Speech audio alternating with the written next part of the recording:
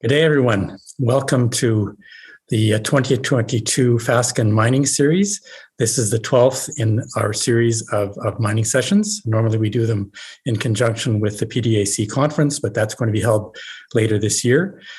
This session now is the second of 15. We had one earlier today on electric vehicles. There is a housekeeping slide, I think, that's posted for all of you to see.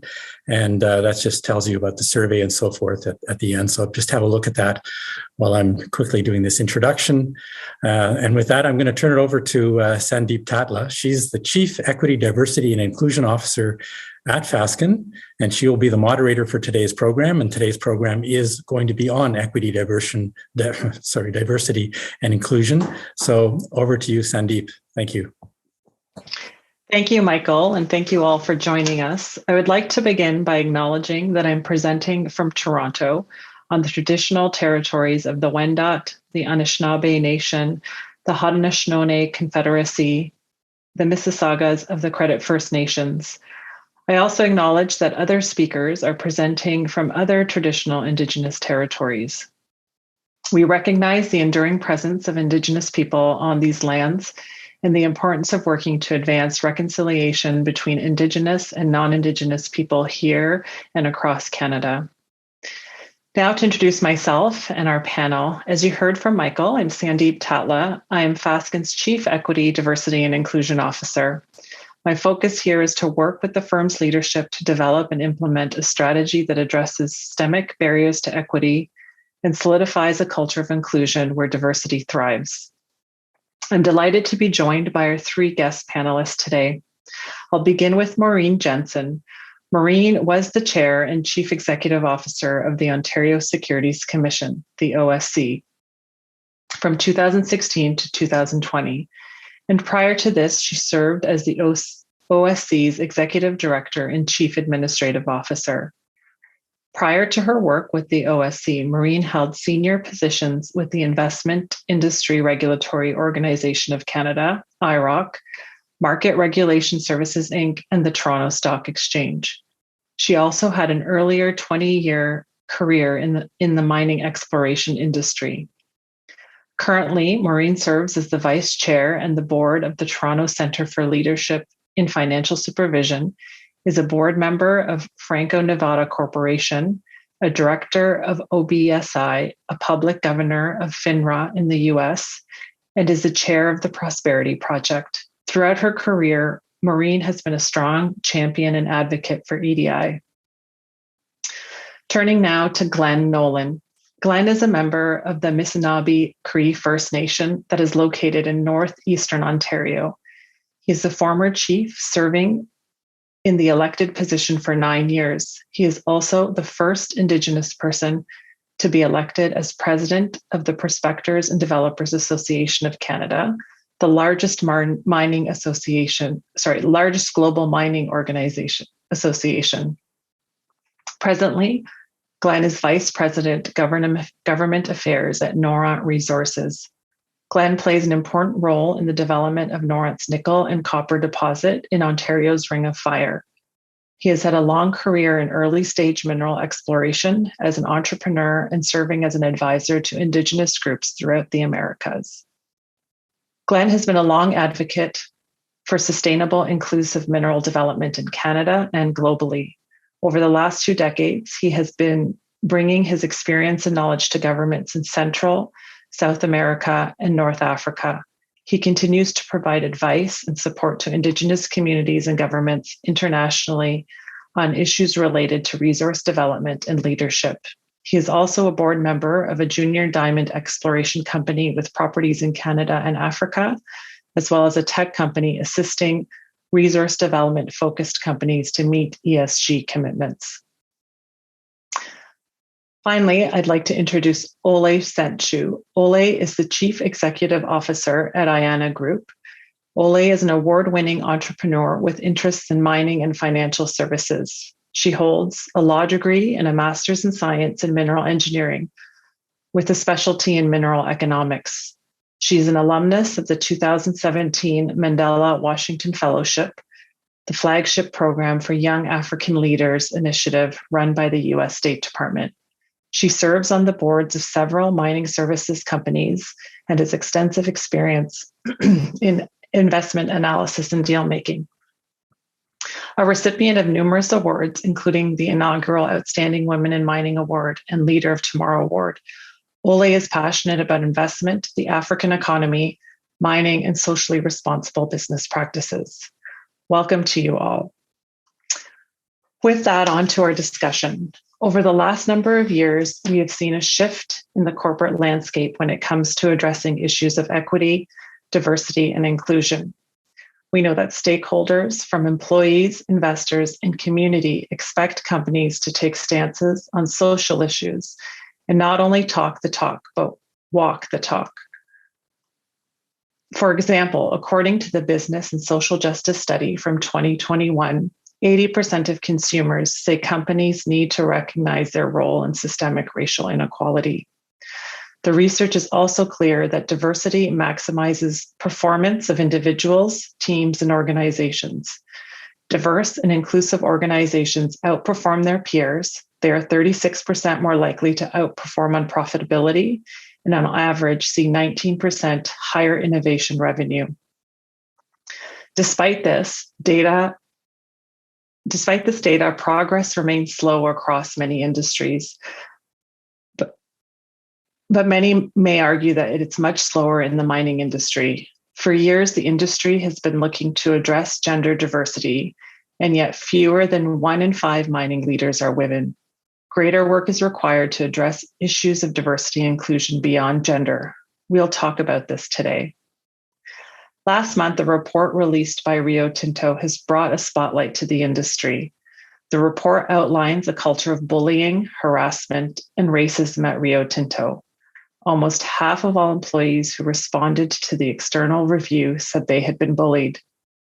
We can applaud Rio Tinto for their transparency. They have publicly shared the results of the audit, an important first step in taking accountability, but their road ahead will not be an easy one. We'll hear today from our panelists of the particular challenges this industry faces. We are fortunate to have with us an experienced panel with varied backgrounds, each working in a committed way to advance greater diversity, equity, and inclusion. EDI practice is evolving, and there's no silver bullet. I suspect there may be differing perspectives. Dialogue is important to getting to sustainable change. For the audience, if you have questions for our panelists, please put your questions in the question box below, and I'll do my best to address your questions throughout the presentation or at the end of our session. So let's dig in. So as I've said, each of you bring a unique vantage point when it comes to addressing EDI issues. I'd like to start the conversation off with what you have been seeing or observing with respect to advancing EDI in your worlds. And I'd love to begin with you, Maureen. Well, thank you. And thank you very much for having me on this panel. And I'm glad to be here with my fellow panelists. We each have our own views, but we've all been on a similar journey, I think. So I'd like to start with, I was in the mining business for 20 years in the exploration business and left to go to financial services. But what I've seen, certainly as in the financial services sector and previous to that in mining, is how difficult it is for women and people of color to advance in the corporate world. And part of it is because just there's a culture of sameness in leadership. People tend to promote people who look like them, act like them, and have the same backgrounds as them. And but I've also seen the results of that. And sitting as a professional in a securities, a regulator, I've seen what happens when businesses have one voice at the board table or one view at the executive table. And what we see are classic failures of corporate governance and classic failures of judgment at times of turbulence in different industries. And so if you look at large mining companies or large industrial or large any companies, they all face the same headwinds. And yet it's the quality of management and the different views at the table that help them chart different paths forward. So I think this is really important. When I was at the OSC, we started looking at the fact that the boards of our listed companies on the Toronto Stock Exchange were not diverse at all. And 50% of the population is women, and the vast majority had no women. There were 11 in 2015, after we'd had many, many years of discussion of equity, diversity, and inclusion already. There were only 11% of the board seats were held by women. So we shone a light on that. And what's happened, of course, is over the years, the last 7 years, it has changed, but not that much. We've gone from 11% of board seats to 22% board seats. But we're now seeing more businesses with more than one woman on their board. But that's not where the whole inclusion story and diversity story ends. 50% of the population is women, but if you drill down into that 50%, you'll see that most of those board seats are held by white women. And there's a problem, because we have right now in senior management, executive management, and in the pipeline, we're seeing that more and more intersectional identities need to be included. And the best companies in Canada, the pipeline is somewhere 50% or more. And that is great of women, but we're still lagging with women of color, Black women, and Indigenous women. And so we have a long way to go. But for mining companies, in 2015, only 35% of mining companies had one woman on their board. This past year, it was measured, and 78% now have at least one woman on the board. So we're seeing some progress, but it's progress that is not backed by rules. It is backed simply by transparency, and that's a slow change.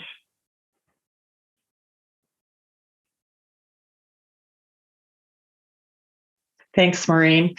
Glenn, I'll turn it over to you. Good morning, everyone, or good afternoon, depending on where you are. Thank you very much for the invitation to address this panel and the participants. I think when it was great to listen to what Maureen had to say. I think that the challenge that we have in this industry is that not everyone is working from the same level.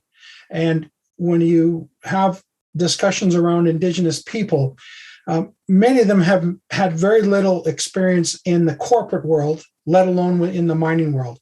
So to bring them on board requires a tremendous amount of mentoring and a tremendous amount of effort to make them aware of what the opportunities are when it comes to sitting on a board, when it comes to striving for inclusion in the workplace beyond working in entry-level jobs. What I've seen being focused on that has led to success is a mentoring or an objective by the company to fully engage the communities to support their participation at whatever level those community members want to be involved in. So I think that there's a lot of challenge that we're facing. There is a small percentage of companies now that have reached out to Indigenous people to be on boards. I agree with Maureen that majority of those who are sitting on boards of junior mining companies or mining companies are men. And it would be the next stage now is to encourage more diversity within that spectrum to bring more women, Indigenous women, to the board level, as an example. Thank you, Glenn. Ole?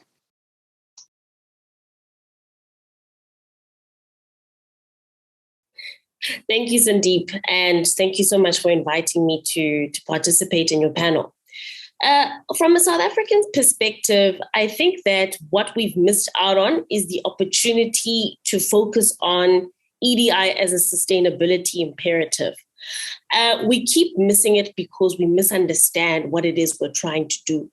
We're not trying to corrupt the system and push people up who don't deserve it. We are trying to get a different set of ideas to the top so that these ideas can then filter down and improve mining communities and improve mining as a whole. After some careful research, I actually found some very, very scary statistics relating to how South Africa has dealt with EDI. South Africa doesn't deal with EDI. South Africa deals with ESG. And in confusing the concepts, we find ourselves completely misaligned and dealing with something that we do not understand.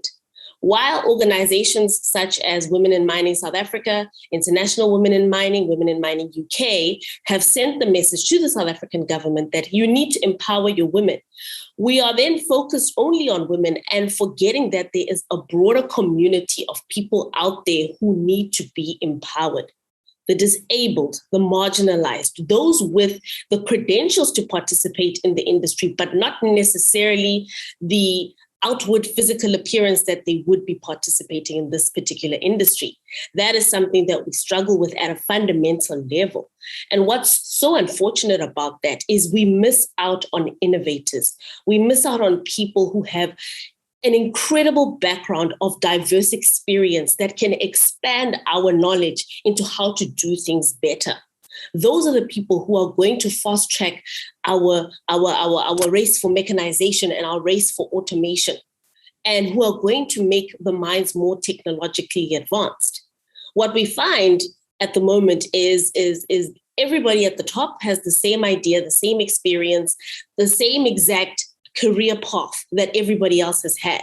When you have lived a different experience, you are able to prevent some of the injustices that befell you to befall the next generation. And what I think South Africa particularly has gotten better at is finding women of color, a diverse range of people really to participate, but they've never really sought to empower those people. There are brilliant green shoots, but if you're not empowering everybody who comes in, those green shoots are going to come once in 10 years, which is unfortunate. The key to it, I think, is basic empowerment and letting people know and giving people the skills, the resources to just participate, because that's when somebody has, that's when we're all at the race line. That's when we're all ready to say we can go. So those fundamental misalignments when it comes to concepts, I think, is what has held South Africa back in finding and forging a path forward for how we deal with EDI. Thank you, Ole. It's interesting, the three of you had a bit of a theme around the diversity breeding innovation, but then there's this perceived gap in talent being able to actually work within the industries. And I want to just dig a bit deeper into that around, like, and Maureen, you touched on this with your culture of sameness piece, but we have been talking about EDI for a long time. It's not something new. And I know perhaps we are starting to talk about it more broadly with looking at other dimensions.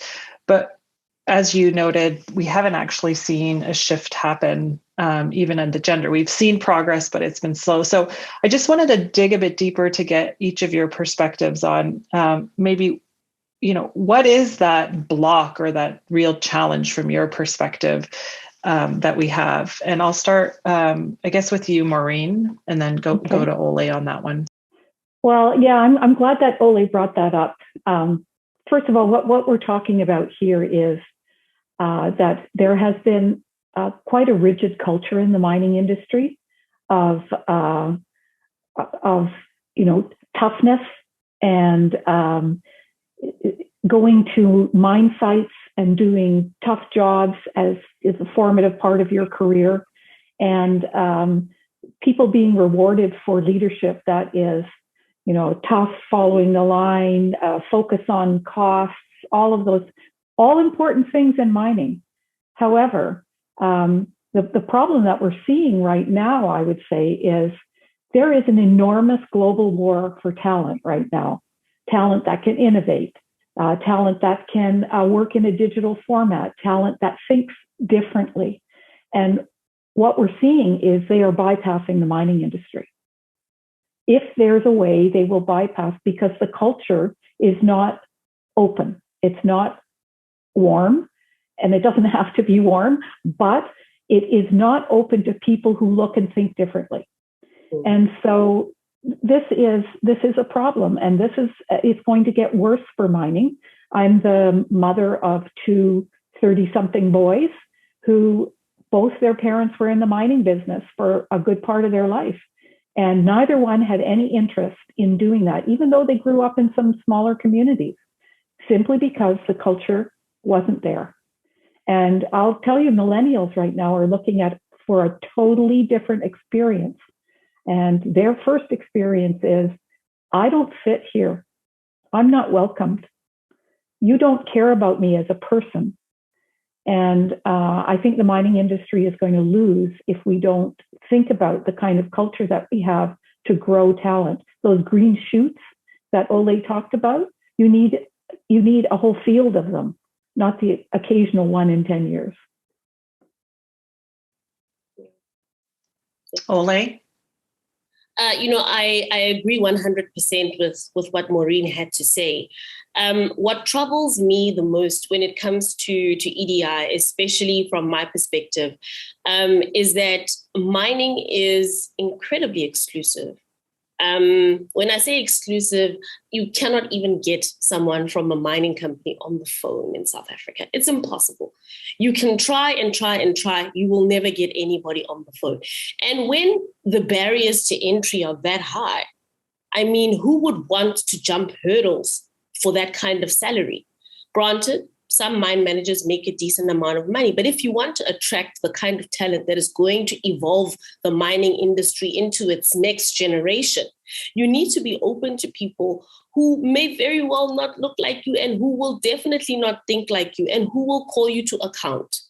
Mining people do not like to be held to account, because pressure from not just investors, but also the internal pressure that we put ourselves under to produce and to have, to perform in the first cost quartile, we are exceptionally averse to hearing somebody with a different opinion, not because we don't know their opinion is valuable, but because we've got another agenda.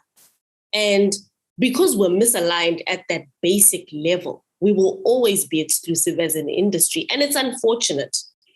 But what tends to stick out for me the most when it comes to the core problems that plague us in dealing with EDI is the fact that we have isolated it, like I said earlier, to simply women. It's about inclusivity. It's about getting everybody in there. It's about making sure that those who would have felt completely out of place feel included, needed, wanted, and appreciated in our industry. In South Africa particularly, mining graduates come in, they spend some time underground. The minute they fall pregnant, they leave because the environment is so hostile. I said something once at a conference, and I'll never forget, everybody held on to it. I said, mining is male populated, not male dominated. We like to think the males are the best at this, but fundamentally, the best ideas that they get are from the women who walk right next to them underground, and the women who remember their teaching, who remember their education. A vast majority of women in the mining industry are far more qualified than their bosses, which blows me away, because I would think that their bosses would have, especially because of the experience that the bosses have, I imagine that's why they're the bosses.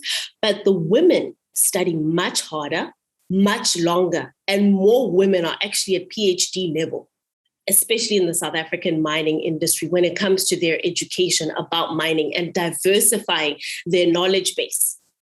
So when you're dealing with people who are fundamentally talented at what they do, and you put them up against an exclusive industry, I don't imagine we'll be retaining talent unless we change our ways. Thanks, Ole, for that. And I want to sort of build on that a little bit, because I think it goes to maybe one of the challenges that when we did have some prepped calls on this, and there's this block to seeing that there is talent out there that is being untapped, and that, and part of that has to do with that diversity, or EDI, is sometimes seen as a charitable thing to do and not the best business decision. And there's not a recognition of that intrinsic value that differentiated talent brings.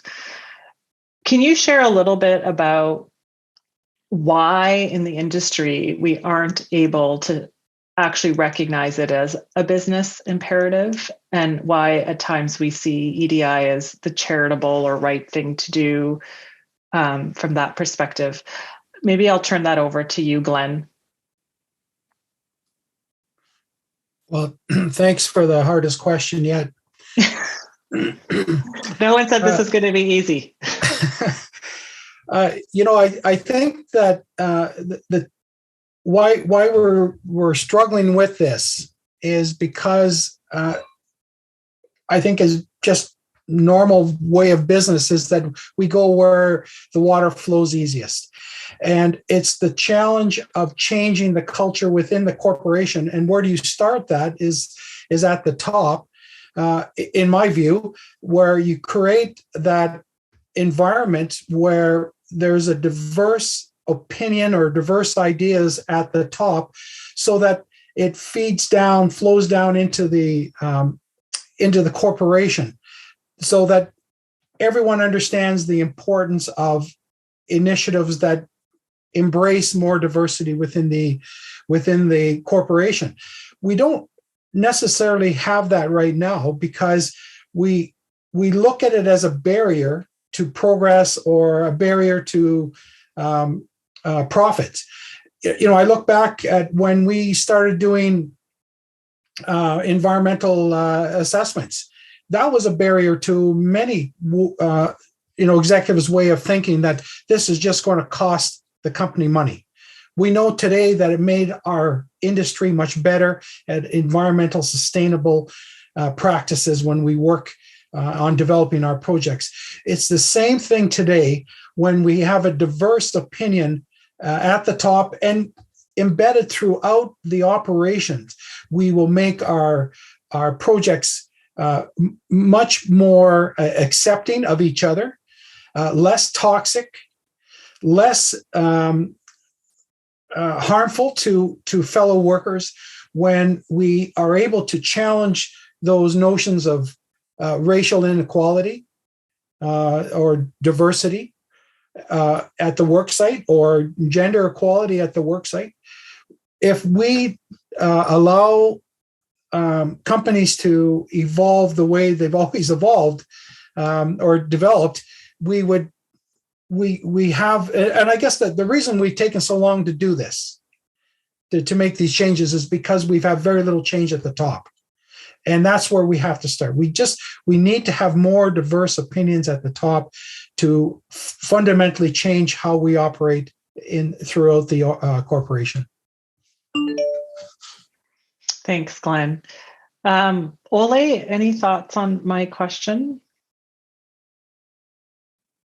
Absolutely, Sandeep. I was actually thinking about it when I made my initial comments, that because people do not understand the difference between EDI and ESG, we will never fundamentally get to what we're trying to deal with. ESG is so that when you as a mine find yourself in a host community, you and that host community are able to exchange a social license. That community must extend a social license to you to operate. And that is how ESG works. It is essentially the building blocks of ESG, that social license.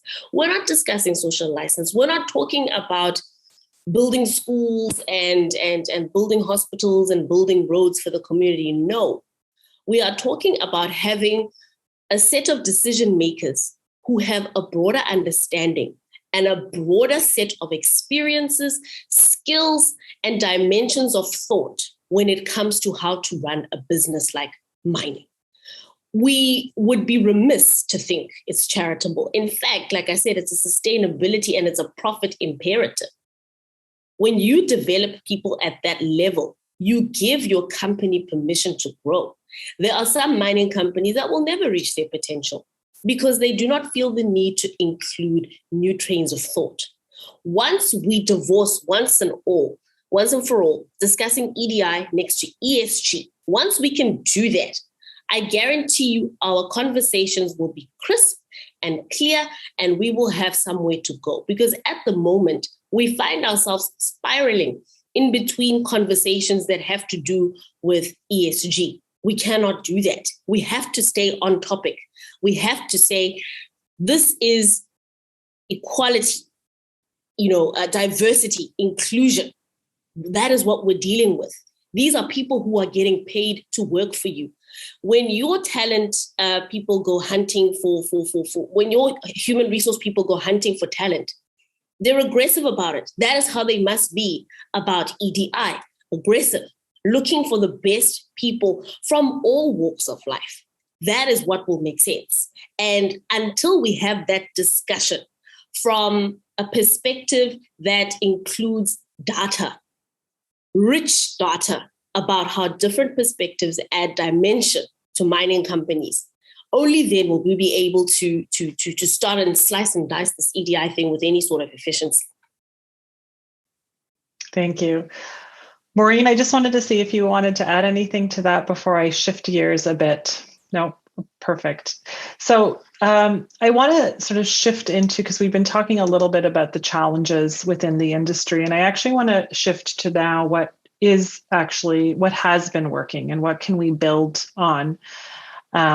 And, Maureen, in your opening there, you talked about the work that you did at the Ontario Securities Commission with the Comply or Explain that, you shared has resulted in some results, and you shared that more needs to be done. But I wanted to get your perspective on, should boards of mining companies be adopting broader diversity targets, not just for boards, but sort of looking down the pipeline? And do you think that is one of the levers that we need to pull to make greater progress? So I think it's one of the levers that we need to pull. Let's just start at the most basic. To attract talent and keep talent, they need to feel like they have a path, like they are respected, they're getting mentored, people are investing in their future, and they need to see that people like them are in positions of power above them. So that's really how you attract and retain talent. So those are all the pieces. So at the top, having an all-male white board is and all of those people may be incredibly good directors, but they have a certain viewpoint and they don't have the lived experience of what others have. So people within the organization are going to say, that's what success looks like. Oh, it looks like we may have lost Maureen. Just while she logs back on, maybe I can turn some questions over to Glenn. Glenn, did you want to build on sort of what you think some of the things that are working well? And I thought maybe you could lean into your experience of working with impact benefit agreements. Well, I think that the important thing to note is that companies are shifting. They realize that they can't operate the way they operated before. Now, it's like turning a large ship around. It takes a long time to make those changes happen so that you can go in a different direction. Smaller companies obviously are a little more flexible in how they operate, but the importance of the relationship building between a corporation and I'll use my personal experience with Indigenous communities is critical in encouraging more participation from the local communities. And if we continue to practice the way we've always done business, we miss out a significant portion of the population within those communities. And I'm talking about the women because, in the past, it was never necessarily a focus of inclusion in the workforce. But we know from experience that some operators of heavy equipment are the best ones are women. We've had lots of reports of the equipment being cared for in a much different way than the way men have operated equipment. But I think beyond that, there are extreme challenges that women from remote Indigenous communities face because some of them are, most of our projects now are fly-in projects. So we have to displace families now by bringing a workforce from those local communities into our operations, whether it's in Nunavut or Northern Ontario or wherever it is. So as corporations, we have to understand that this is going to be a huge challenge to encourage more women to come and work for us, as an example, if we don't have social programs to support their families and their children when they are away, or even if their partner is working at the mine. How are we going to support single parent families when one parent has to leave to go to work? So I think those discussions are happening now in many with the management of companies, and those management groups are also talking with their board to say, this is what our challenges are. This is what we believe we need to do. Working closely with the communities is critical instead of developing these processes without their input. So I think we are getting to the point now where companies are looking at creating the space that is accepting and respectful for Indigenous women and Indigenous people in general to come and work at our sites, that is more accepting and build on trust that's necessary to make their participation successful.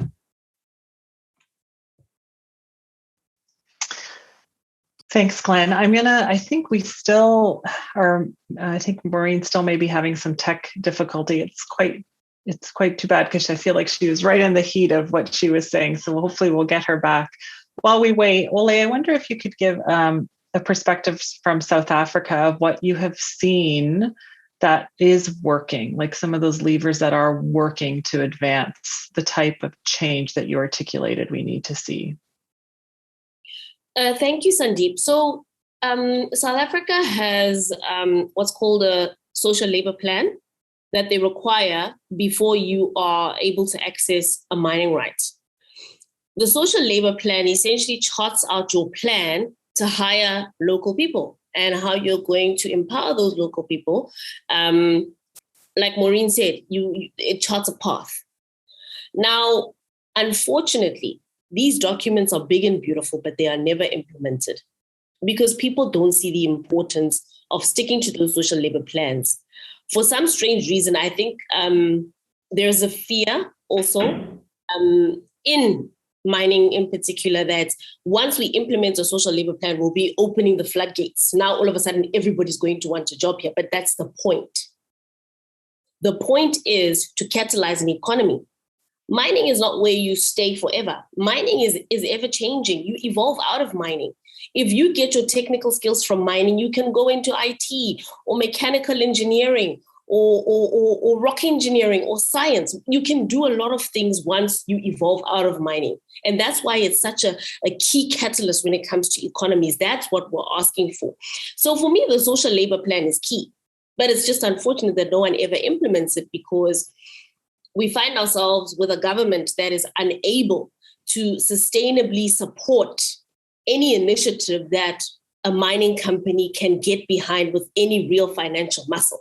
There have been incredible programs that have been hosted by the likes of Anglo American, the likes of Rio Tinto, the likes of Sibanye-Stillwater, where they have graduate programs and they have incredible programs that help to bring locals into the industry. But this has been met with a great deal of resistance because there's no continuity. Everything sort of happens once and then it never happens again because the government is unable to recognize that this is something valuable. How about we support it? Let's incentivize these companies to keep moving forward with this kind of thing. There has to be alignment at government level and in the boardroom to say, look, these are some of the programs that we found are working for us. We are able to retain talent with these programs. We are able to empower people with the skills, and our people are leaving us better than when they got here. So I just think that, in South Africa, especially, if we could, try to beef up that social labor plan, it would make such a big difference because it's working already. There's the infrastructure there already. The rules are already there. We just have to follow them. Yeah, that's great. And I see the thread of the understanding the talent and developing them and providing the opportunity through your responses. Maureen, I see you're back, and sorry to see that we had some technical difficulties because I feel like you were right at the peak of what you were going to say. So hopefully you can get back to that energy. Yeah. So sorry about that. For some reason, my internet dropped. But I think what I was really focused on is, what does work? Let's look at the positive, okay? What actually does work? So some simple things. Focus on diversity in your hiring. Outside of mining, most companies have the same issues. They want to be profitable. They want to have great people. They want to innovate. All of those things. So what do? First of all, in every single hiring panel that you go through, have diverse people in it. That's where it starts. And Ole said something really important at the beginning. This is not about bringing people who have no skills to bring. This is about bringing people up and hiring and including people that have those skills. Now, when we're talking about a community and trying to engage a community, it's a different thing.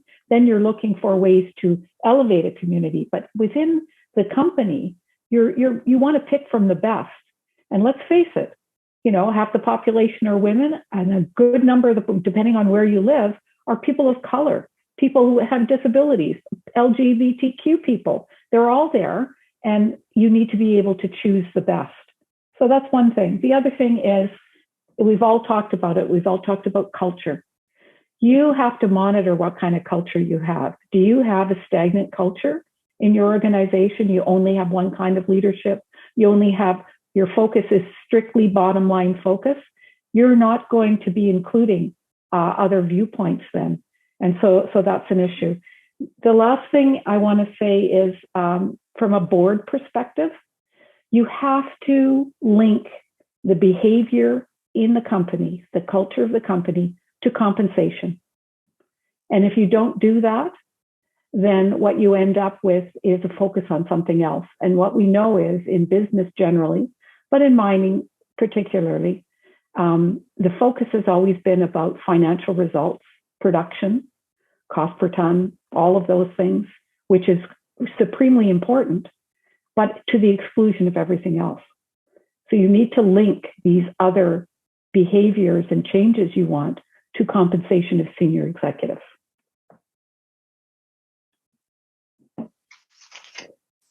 Thank you. And I think you've built on some of the pieces we were talking around the talent development, but then also sort of the structural pieces. And again, I know we've talked about the importance of leadership. Mm-hmm.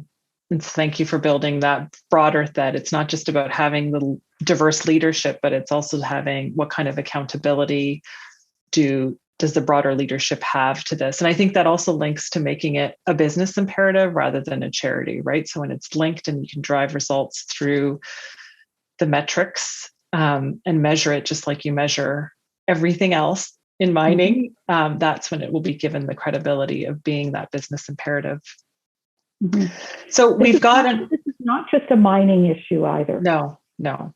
But mining has had a long-term culture of kind of a bro culture, which many heavy industries have had. And certainly you see it in the tech industry as well. And so I just don't want to say it's exclusion just to mining folks. It's really about change for the future. Yeah, I would agree with that. Having worked in a number of different industries, I think it's the things you've shared are definitely best practice across industry and things that we've seen. I mean, I think there's a shift. I think there has been a shift across corporate to move towards that greater accountability across leadership. So we've got an audience who, are probably at different places in addressing issues of EDI within their organizations. If they were going to go back and start to move and take some tangible actions today, what would your advice be to them? Where should they start? And I can start with, maybe Glenn, you, and then work through each of you on that. All right. Well, I guess the good place to start would be working with the different groups within your organization on exactly what does it mean to be diverse. The importance of feeling respected and feeling valued at the work site is probably one of the most important things that a company can do, regardless of what their industry is or what it is that they do. It encourages the employees to work much more for the goals of the company. It allows the management to feel that the message is of collective engagement is working. Whether it's the structure at the top that needs to determine the outlook of how the corporation is going to operate in a diverse environment. Ongoing training on equity issues, on diversity issues, inclusion will go a long way towards people feeling that they can move up or move within the organization to the level that they're comfortable with. It will, I think someone said this earlier, that when you see someone who sits on the board or sits in senior management that looks like you, then you feel trusted that they're going to look after your interests, that the company itself will have policies that will look after your interests. And you'll want to work with that to enhance it. I think that's the important part of what we're trying to say today, is that the culture of the organization has to lead us away from what you mentioned earlier about Rio Tinto, people feeling bullied, people feeling discriminated against for who they are, where they come from. And I think that's always going to be a challenge. But if it's a clearly defined on how a culture is going to be developed and how it's going to be managed within an organization, and everyone is on, then those challenges that we have at various work sites can be addressed. We go through that in the mining industry on health and safety of our workforce. We have changed that culture to become a much safer operations, regardless of where we're operating. We have some of the safest workplaces globally. And it's important that same attention to detail for diversity and inclusion needs to be done as we did for health and safety, because we are looking after everyone's back. It's not just on the safe side of operations. It's for the wellness, the whole wellness of the people that work for us. The mental health and the physical health, and the feeling that you're really needed and you're really wanted to be in that workplace. That's interesting you use the occupational health and safety sort of analogy, because I have used it multiple times as well. If you think about where we were and where we've gotten to as a culture around that. And so it's a great example. Thank you for sharing that. Ole, your thoughts on where people should start today? I actually love the health and safety example as well. And I think that when we're dealing with something as imperative as EDI, we need to cross-pollinate with other industries. The airline industry has done very well with something called checklists. They have amazing checklists. They have checklists for everything. Why don't we have checklists for EDI? Have a checklist that says, these are the kinds of people I want in my organization, and look for those people. Build entire surveys for yourself to say, when I say I want someone like this, am I only looking at this particular population or that particular population? Give yourself some targets. Make it a checklist. The only reason why the airline industry is as streamlined as it is, why it is one of the safest industries in the world, is because they hold themselves accountable through checklists. They make sure they follow all the steps, something which we often don't do when we're trying to achieve something as important as EDI.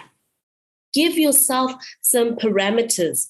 Give yourself some space to operate within a set of parameters that will allow you to achieve your goals. I don't like it when quotas are involved, because I think that quotas are, they're imposing. We don't need quotas. We need to be honest about the kinds of skills we need in the industry and who provides those skills best.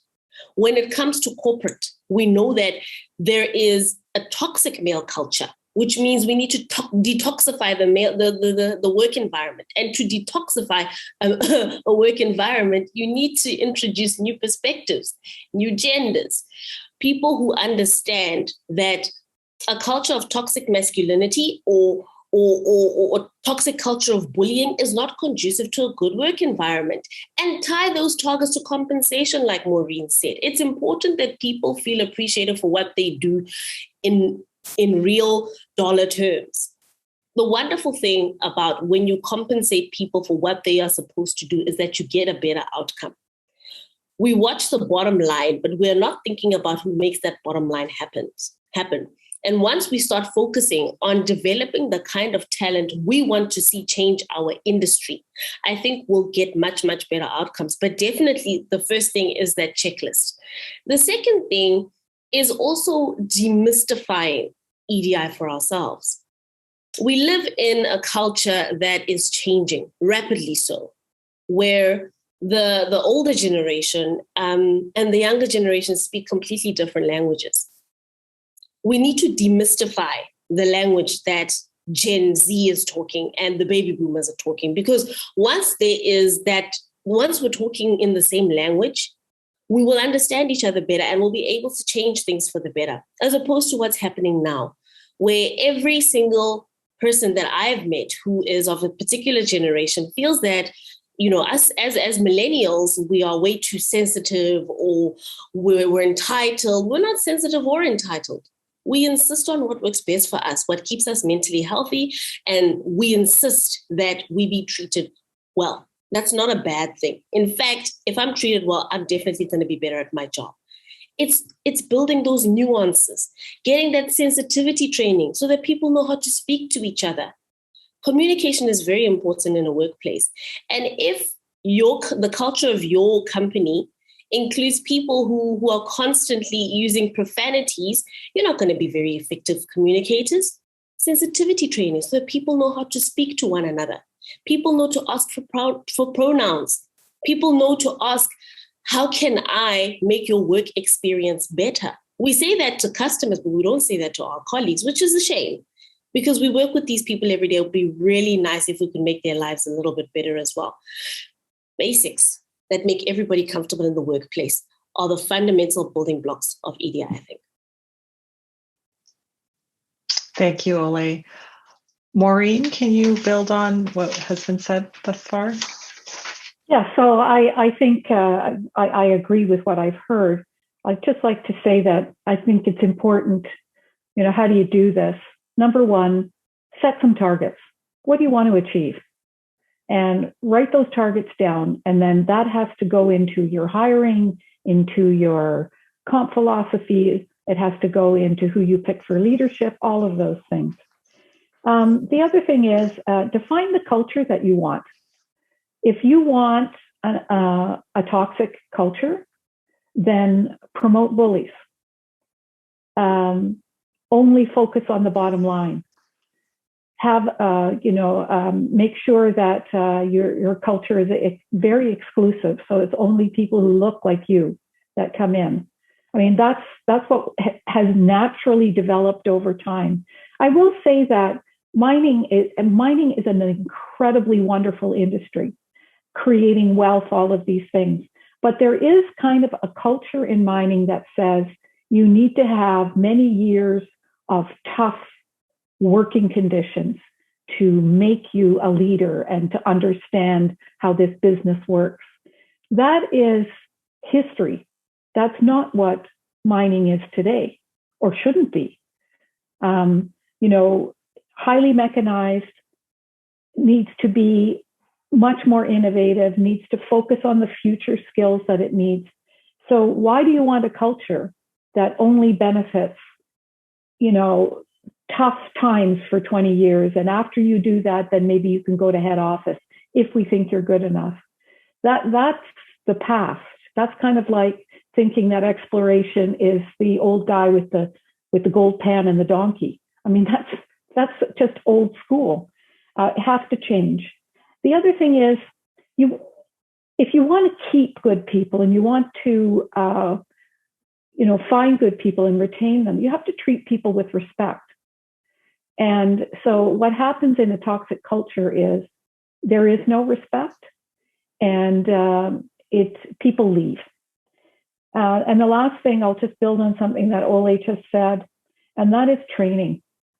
You need to focus on training, not just technical training, but how to interact with people, how to be a good leader, how to work with someone that is experiencing difficulty in the workforce. In the past, HR managers made sure people got checks and they got their benefits when they retired. Today, it's a totally different thing. It's support for the individuals within HR departments. And so we need to think about that in all aspects of mining. Thanks, Maureen. So, I've heard that there's this, I think it's an evolving, we talked about that it's not just in the mining industry as well. There is this shift around culture that's happening in workplaces. And the shift may, it seem, be a bit starker in the mining industry because the culture has been one that's so tough. So the movement to the types of cultures where talent thrives might be a greater leap, is sort of what I'm hearing a little bit through as I hear what all of you have said.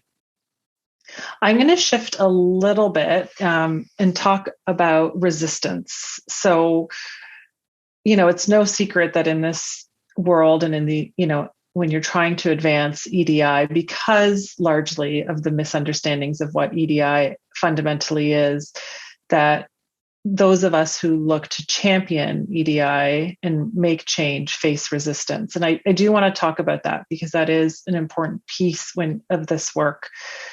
So I'd like to hear from you around how you deal with that resistance. And Glenn, I'm going to throw that hard question over to you again, since you did so well on the last one. Whenever we challenge, the standard procedures, those could be accepted as a threat to the existing organization because they've been getting along quite well, with all the work that they've been doing. They've been making they've been profitable. They've they've had a safe workforce, but culturally it needs to change. And I think that is the challenge that corporations have, is that if everything is going smooth, why do you want to change it? Well, we want to, and Maureen said this right at the beginning, mining isn't the only game in town.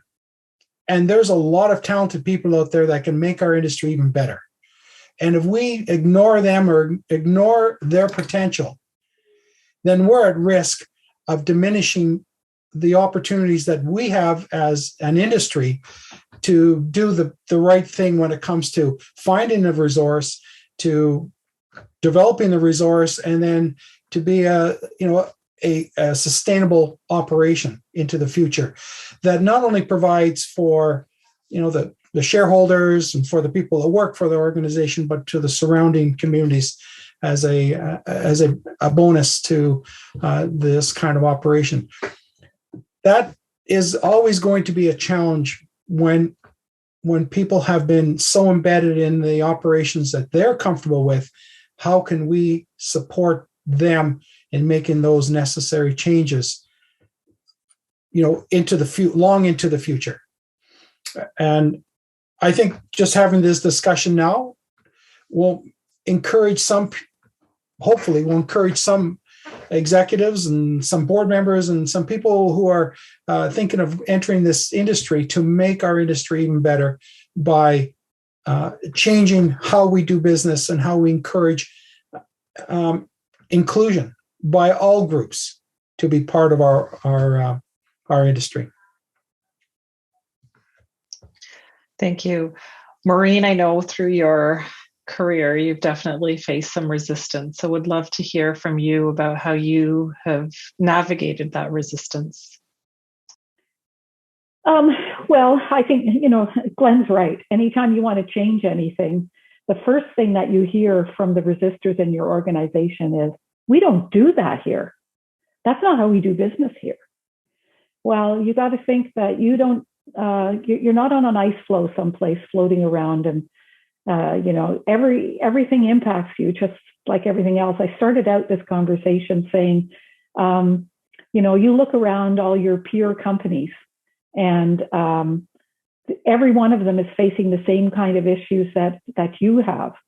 And what differentiates them is how they address the problems. So you have to think about, where's my talent going to come from? You got to change what you do. I have, when I first introduced public reporting for gender diversity on boards, I thought, okay, it's 2015. What's the problem? We've got women who've been our prime minister, for heaven's sakes. What's the problem? I got death threats. People actually sent from their personal email, somebody sent me an email and said, why don't you go kill yourself and make sure that a good man takes your job? That's how emotional change is for people. And I think what you do is you just make a good case.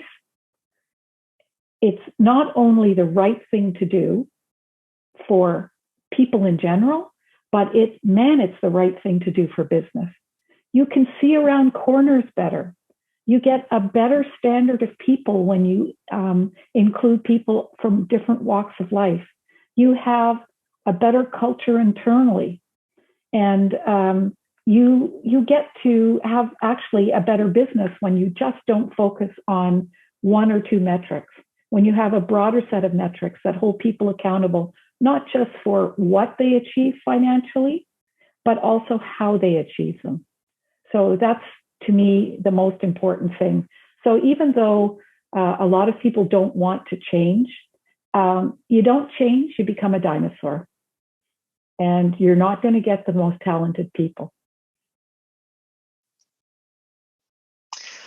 So thanks, Maureen. Sorry to, it's horrific to hear what you had to go through. I do remember when the OSC introduced the reporting requirements and sort of the uproar in the business community around them. Yeah. And, to be at the helm of that and take all that, really requires someone with sort of some strength, but also the foresight, right? We're ahead of your time in terms of putting those through.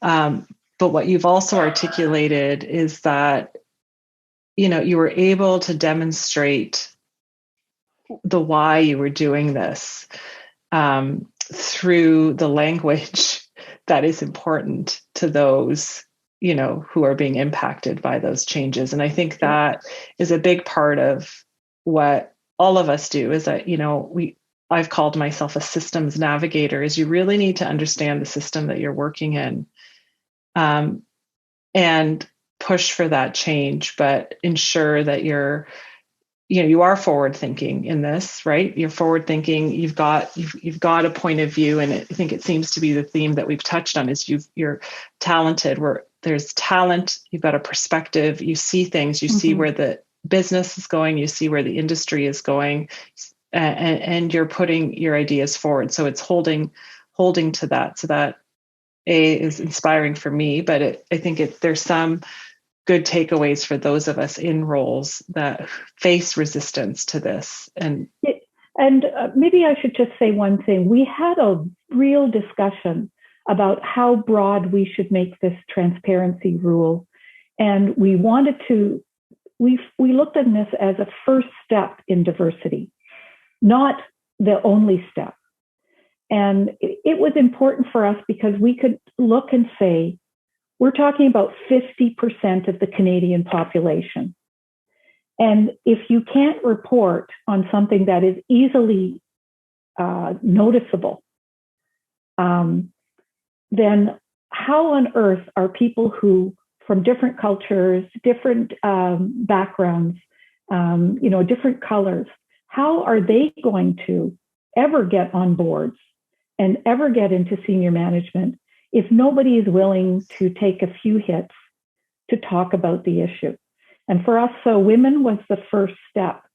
I was surprised at the pushback, but not that much. After being, roughly 40 years in the business, I realized that, I started out as a geologist and it was tough, and it really hadn't changed for geologists in 40 years.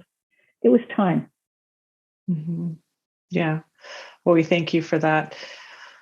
Ole, anything to add on to this before I move on to the next question? I think from my personal experience, I've literally been building my ship at sea, because I came in as an entrepreneur, not as a professional. So I literally had to chart my own path. And because I was running my own business, I had to teach people along the way how to treat me. And I had to teach people how to include me properly. I had to make sure that each and every step that I took, everybody who was on the journey with me knew and understood my role, knew and understood my value, because I was always very, very clear that I'm here to add value. I need your business, but I do not need to beg for it because I'm adding value. And from that perspective, I think you're able to garner a lot more support for what you're doing, because people can actually see that you're working yourself up to something, which is why I say, I was building my ship at sea. I was navigating this completely different environment that I didn't understand. And I also entered it with a little bit of arrogance. I was brought down several notches several times, because a woman of my color who is blatantly not begging for a seat at the table, who is demanding it, who is saying, I deserve to be here. I'm, yes, sure, I do not have your same mining qualifications, but I'm here because I'm a value add. And include me in these discussions and make sure that I'm at this table so that you can see around corners better. The pushback was significant. I mean, I've got a tough name, and I was in a boardroom and I introduced myself, and someone said, no, that's not going to work. We'll call you Poppy. Poppy is like, it's like an epithet in South Africa for like little girl. And I was like, I'd prefer you call me Mrs. Sentsho. I'd appreciate that.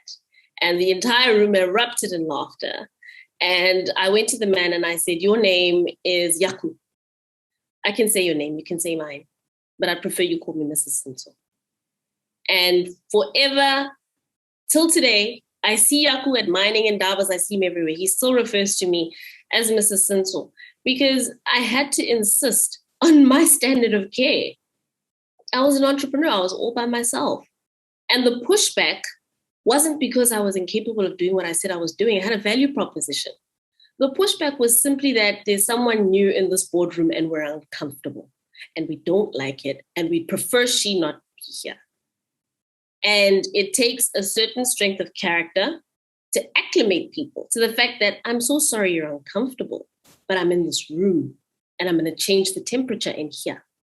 So either you stay or you get out of the kitchen. It's just that simple. And like I said, I'm brazen about it. I simply do not, I don't entertain some of the things that women have had to endure in this industry because I don't have the patience for it. I'm trying to build successful businesses. I don't have time to cry in the toilet about how somebody has mistreated me. And I think that when you deal with pushback in that way, I was skating on thin ice most of my career. But what I've learned is that it's made me stronger and it's made me appreciate the place of women in this industry. The place of women in this industry is to sensitize the majority of the industry that there's people in this world who don't look like you, who don't think like you, but who are as valuable as you are. Thank you for that, Ole. And I love your sentiment of that I bring value. And I think there's a bit of a thread as you were talking about that. I think if we recognize that EDI has value and is a business imperative versus the charity, or, instead of sort of trying to ask for space or try to wiggle yourself in, you hold your space because you recognize the value that EDI brings. It's easier to have the conversations from that point of power and value versus from sort of trying to sneak in and being grateful that you're at the table.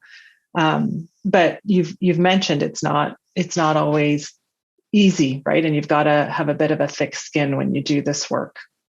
So thank you for all of you for sharing that. I see Glenn, do you want to add something? I do. I think that, with Ole and Maureen, given a personal perspective on the challenges that we're faced with, I want to talk about what changed my community, Missinabbi Cree, from being a community of poverty. Infrastructure was non-existent. The technical ability of our men and women was one based on our traditional activities of hunting and gathering. What brought us into the mining world was inclusion by a manager.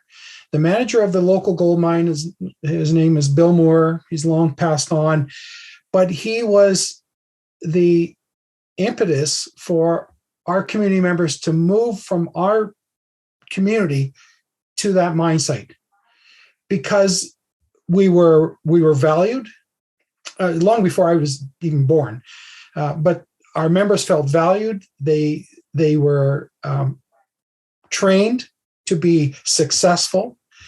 They were all put into positions of significance. My father, as an example, was one of the first public school trustees in the province of Ontario, an Indigenous man with a grade 3 education.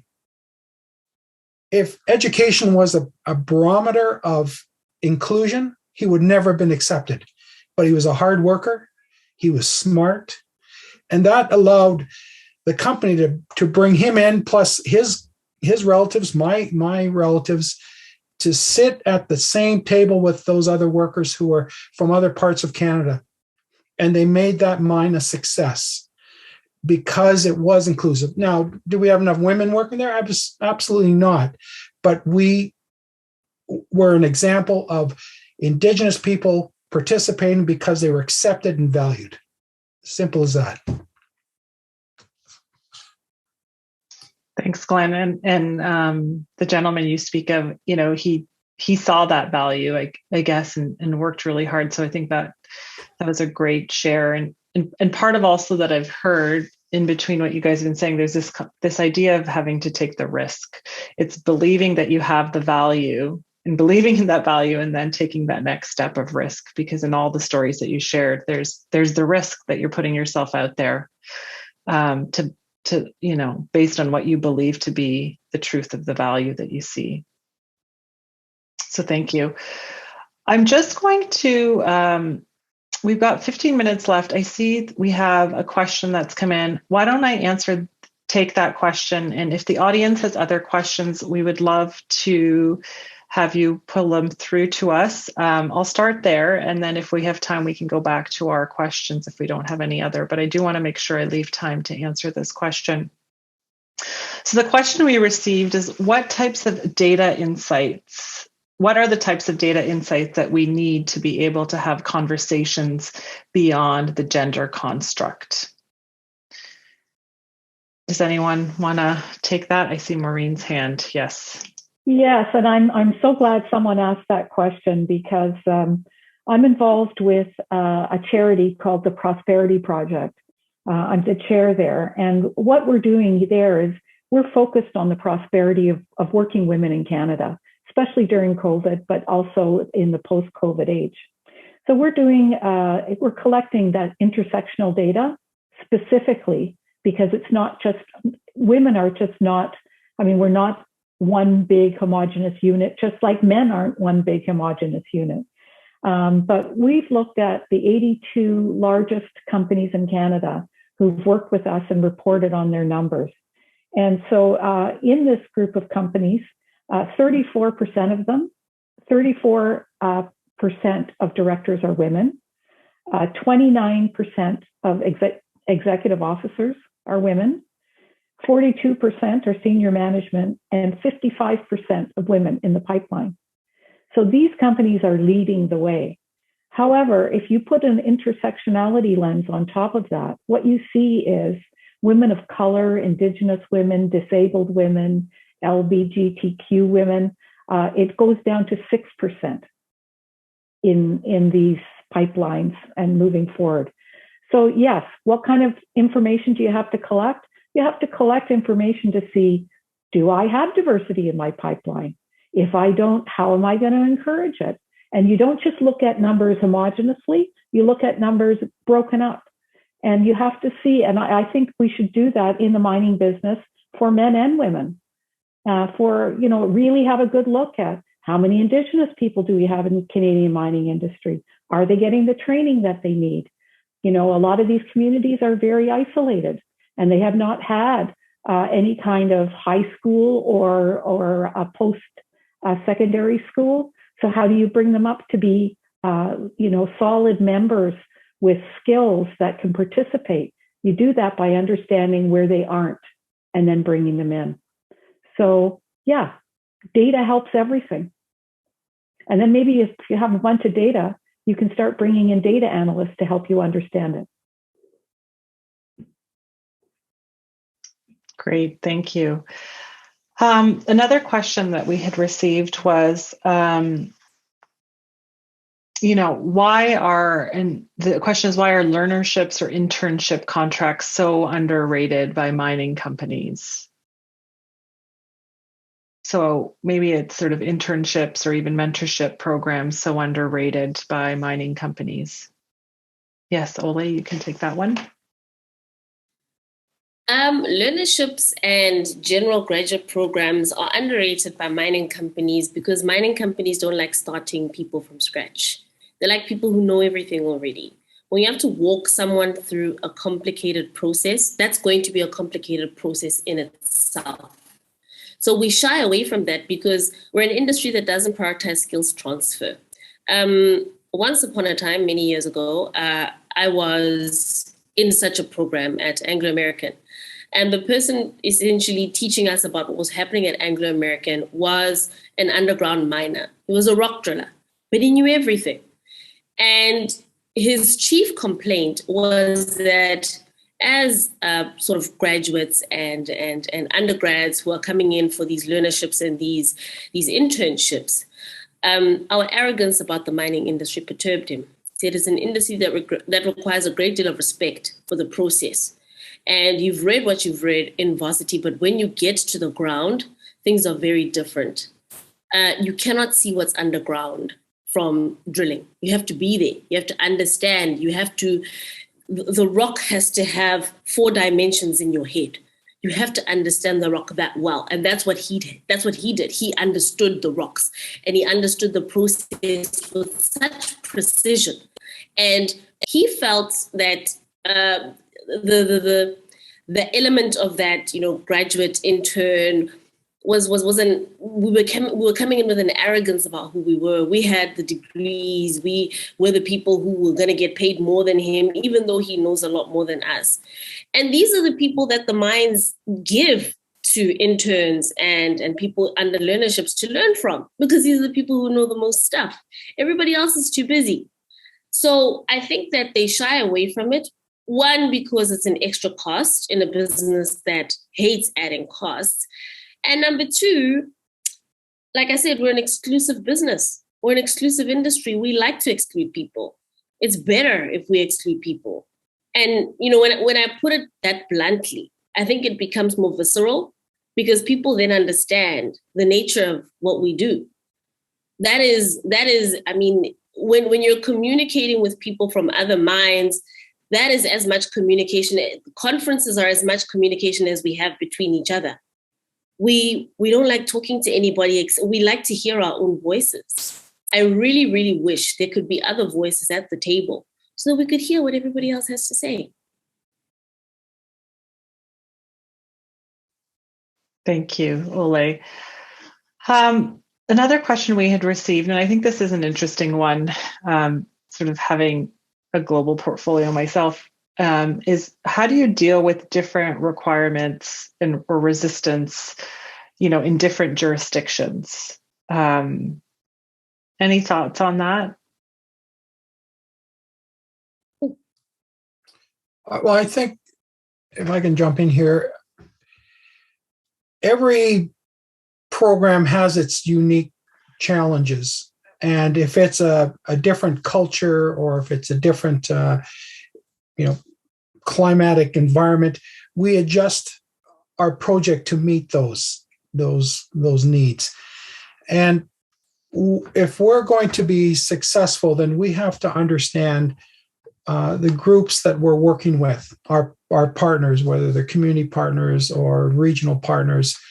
That is going to be, and much like what Maureen said earlier about building that picture of where you want to go and who you are right now needs to be considered regardless of where it is you're working, because you will face, as a company, you will face challenges if you're trying to pigeonhole a project based on a project that you're operating in halfway around the globe. Or even if you're in the same country, the cultural diversities may prove challenging for one and not challenging for another. So everyone has to, every project has its unique features and needs to have a unique response to those challenges going forward.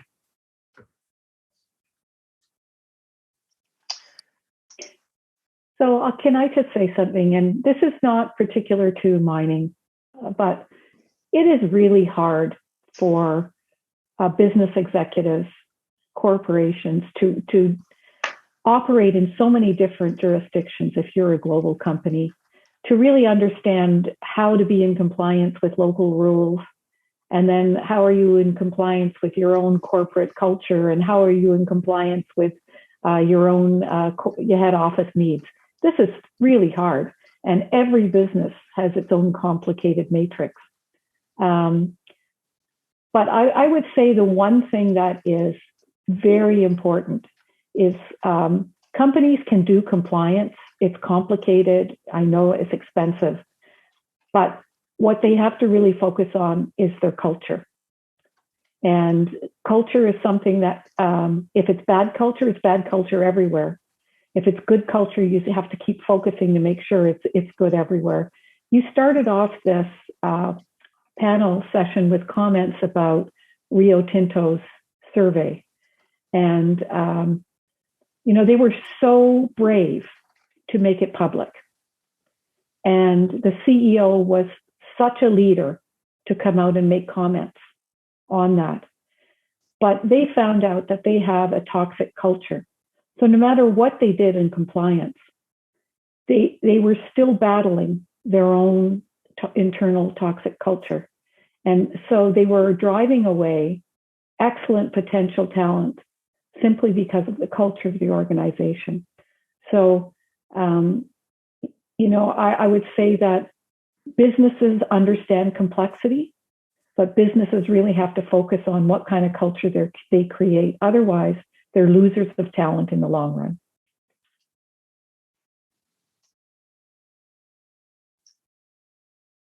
Thanks, Maureen.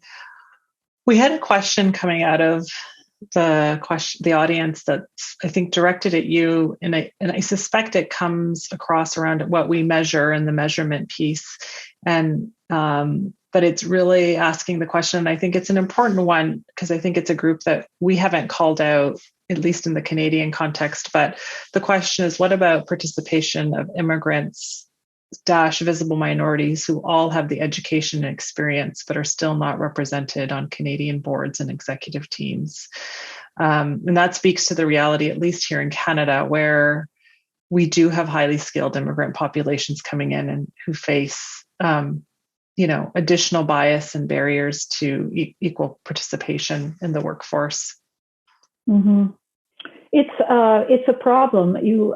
I will tell you that it's not a problem in some companies who are looking at this incredibly diverse talent, and incorporating it into their companies.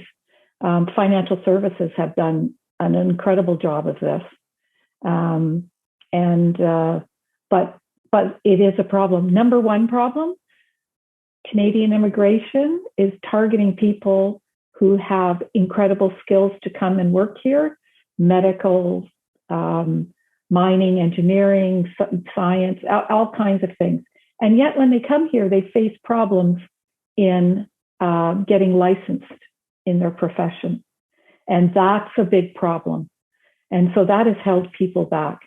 But I would say that if you look at certain industries, there's no problem with moving people forward. The joke, of course, when someone called me when I said you need more women on your board, somebody called me and said, I've got an extremely diverse board. Somebody from Chile, someone from South Africa, someone here, and they were all white men.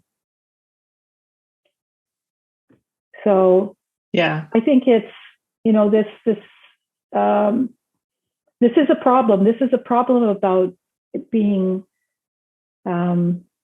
looking around and only seeing value in one style of leadership, one look of leadership. And I think this is what's behind everything we're talking about, is that you have to value different voices. You have to value different types of experiences. If everybody on a board has been a CEO and has started their career at the mine site, they have one view of the world. You need other people to come in and talk about issues that they're seeing, because any issue in any other business is going to come to the mining industry at some point. Yes, thank you for that. And thank you for that question. I think it is one that, at least in the Canadian context, we probably need to talk a little bit more about, because not all visible minority or people of color groups are treated differently, are treated the same. I think there is differential treatment. For example, if I had an accent and had come from India 5 years ago, I think my experience would be very different than I've had because I was born and raised here. So it is something that I think we need to bring more voice to. So thank you for the audience member who brought that forward. Can I just add something else here? Yeah. And I know we're talking about visible minorities and women, and it's really important to understand that there's bias in hiring for men as well. If they are Black, Indigenous, have an accent, different color, yeah. or men who decide to stay home and look after their children for a year and come back, and they're not on the leadership track anymore. So we're not just talking about, bias against people who look differently. It's who act differently too. Yes. Thank you for that, Maureen. So we are at the end of our panel, and what a conversation it's been. I feel like we've really sort of gone through a bit of a journey ourselves in talking about this topic. And just in closing, I think some of the things that stuck out to me was that, we really need to move and have a clear definition of what EDI is and ground it in the business imperative. We have to think about what kind of cultures we need to create in order to both attract, retain, and also develop different talent. And that is, as you just said, Maureen, really looking broadly in the broadest sense of that, but also recognizing that particular groups probably face particular systemic barriers that we would need to address. And that really goes to how do we actually move from this culture of sameness that, has historically been part of the industry. And how we can get there is really the importance of sustainability and taking a business approach to this work and recognizing that it is going to take a number of levers. We're going to have to pull a number of levers, and I'd say business levers, to get to some change. And that includes looking at data and building out accountability for EDI, but also looks at how we connect with the communities and really recognize what's needed to sustain that change. And that might look different from how we've done business in the past, specifically when it comes to engaging with our talent. And then this piece about culture that has come up a number of times in our conversation is building that culture of respect. And I also heard come through is this building this culture of trust with talent. As an organization that really we need to think about. So I want to thank you all for this tremendous conversation. And I also want to thank the audience for joining us today. In closing, I'll just say to the audience, we do have a few other sessions going on as part of our program, as you heard from Michael. The next session today will be on effective and enforceable dispute resolution. It'll take place at 3:30 today, Eastern Standard Time. We hope you can join us then. Again, one final thank you to all our panelists. I've gratefully appreciated this conversation. Thank you.